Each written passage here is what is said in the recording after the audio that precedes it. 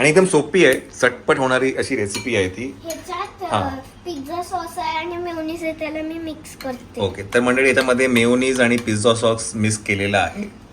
आणि याच्यामध्ये आहे ऑरिगॅनो, चिली फ्लेक्स, मसाला आपल्याकडे जो असेल तो लाल मसाला, आणि काळी मिरी पावडर आणि पिंक सॉल्ट. ओके, हे आपल्याला सगळं याच्यामध्ये अच्छा ह्याच्यामध्ये टाकायचं का? ओके, परत चांगलं मिक्स करायचं. चांगलं मिक्स करायचं. ओके, मिक्स करायचं काम आमच्या मायराला खूप आवडतं.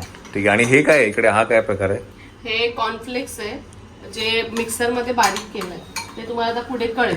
बरं, हे जे मका आहे हा आपण बॉईल करून घेतलाय पहिलं तर. बॉईल करून, आणि ओके. याच्यामध्ये आता बटर घालायचं, येस, थोडं बटर टाकूया. सॉफ्ट बटर घालायचं. आणि आता काय करायचं? आणि आता हे असं छान पैकी कॉर्नला लावायचं.